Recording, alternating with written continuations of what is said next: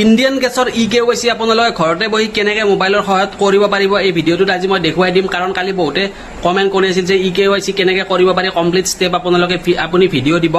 তো সেইকাৰণে মই আজি এই ভিডিঅ'টো বনাইছোঁ আপোনালোকৰ বাবে তো ইণ্ডিয়ান গেছৰ আপুনি কেনেকৈ KYC ঘৰৰ পৰাই কৰিব পাৰিব এই ভিডিঅ'টোত মই ষ্টেপ বাই ষ্টেপ আপোনালোকক দেখুৱাই দিম ভিডিঅ'টো যিমান পাৰে সিমান শ্বেয়াৰ কৰিব আৰু ছেভ কৰি ৰাখিব আৰু ফ'ল' কৰি দিবলৈ নাপাহৰিব এতিয়া আপোনালোকক দেখুৱাইছোঁ আপোনালোকে কেনেকৈ ইণ্ডিয়ান গেছৰ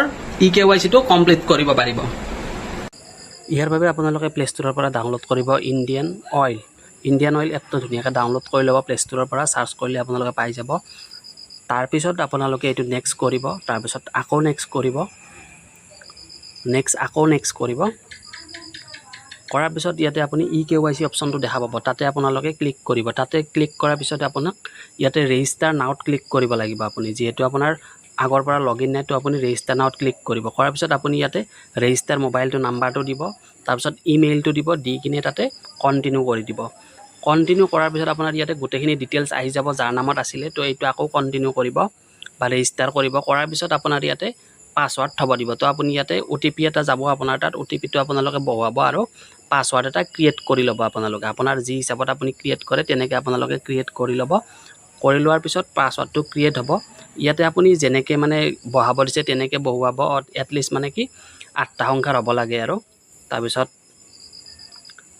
তাৰপিছত ইয়াতে দেখা পাব আপুনি ক্ৰিয়েট পাছৱৰ্ডত ক্লিক কৰিব যেতিয়া ক্ৰিয়েট পাছৱৰ্ডত ক্লিক কৰিব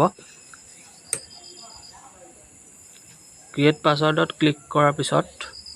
ইয়াতে আকৌ মোবাইল নাম্বাৰটো আৰু পাছৱৰ্ডটো আপুনি বহুৱাই দিব যিটো আপুনি ক্ৰিয়েট কৰিছিলে তাৰপিছত আকৌ কণ্টিনিউ কৰিব কণ্টিনিউ কৰাৰ পিছত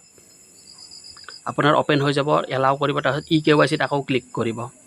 কৰাৰ পিছত এইটো ফেচ স্কেনত ক্লিক কৰিব আপুনি ফেচ আধাৰ ID এপটো অলৰেডি ডাউনলোড কৰি থব যিটো আপোনালোকক দৰকাৰ হ'ব এই এপটো ডাউনলোড কৰিব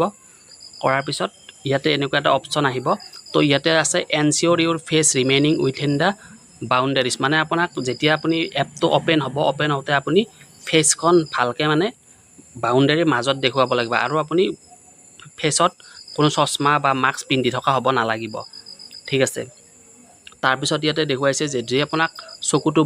ব্লিংক কৰিব দিয়ে তেতিয়া আপুনি ব্লিংক আৰু ইয়াতে কৈছে যে আপোনাৰ বেকগ্ৰাউণ্ডত লাইট থাকিব নালাগিব মানে ফেচত যাতে লাইট আপোনাৰ নপৰে তাৰপিছত আই এম এৱেৰ দিছত ক্লিক কৰিব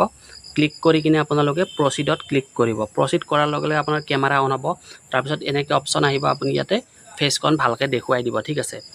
একুৰেট বাউণ্ডাৰীটোৰ ভিতৰত দিব ঠিক আছে একুৰেট ভিতৰত বাউণ্ডাৰীটোত দিব দিয়াৰ পিছত